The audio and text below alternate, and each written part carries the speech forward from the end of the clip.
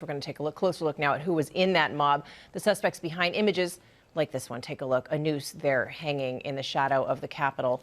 So far, of all of those people that were there, only about 80 have been arrested, and the authorities releasing images of many more, hoping to track them down. Our chief global affairs correspondent, Martha Raddatz, was on the scene from the very beginning, and Martha is joining us now from the Capitol. Good morning, Martha.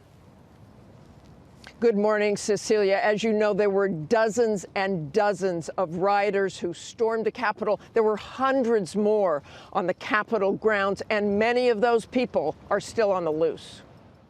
This morning, the FBI looking to identify members of that violent Trump-supporting mob that stormed the Capitol.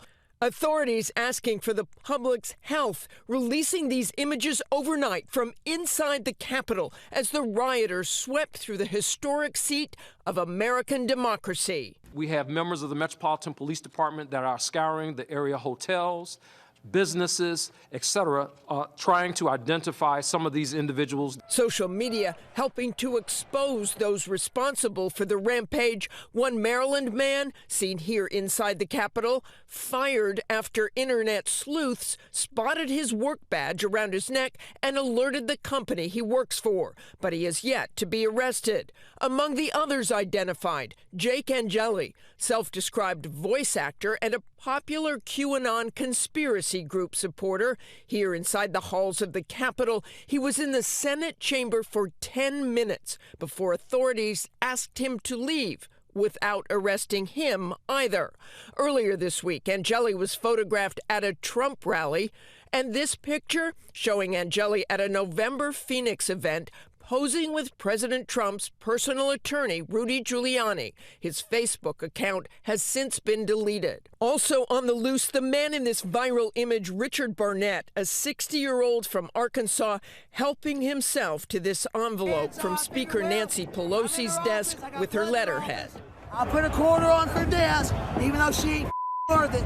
D.C. police say they have arrested 80 people for charges including curfew violation and possession of illegal weapons. The rioters coming from states from North Carolina to as far away as Colorado and California. And this morning, new details about Ashley Babbitt, the woman killed in the Capitol, seen on video hoisting herself up through this door frame. She is shot by a Capitol police officer defending the House chamber where members of Congress were sheltering in place.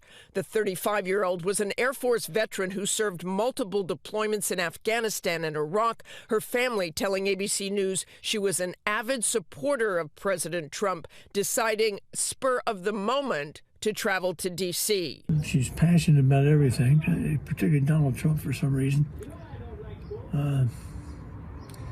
She's attended all his rallies. She's a very loving person. She give you the shirt off her back. There is a sea of nothing but red, white, and blue, patriots and Trump. This TMZ recording of what is believed to be her last Facebook post, marching toward the Capitol after Trump's speech. Just hours later, she would be wheeled into an ambulance, pronounced dead a short time later.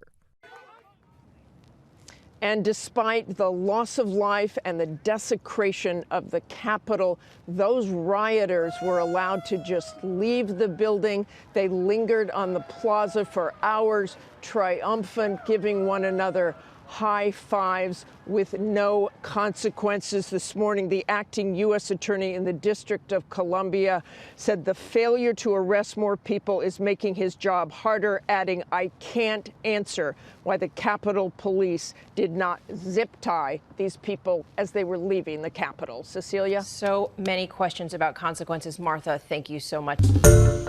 Hi, everyone. George Stephanopoulos here. Thanks for checking out the ABC News YouTube channel. If you'd like to get more videos, show highlights, and watch live event coverage, click on the right over here to subscribe to our channel. And don't forget to download the ABC News app for breaking news alerts. Thanks for watching.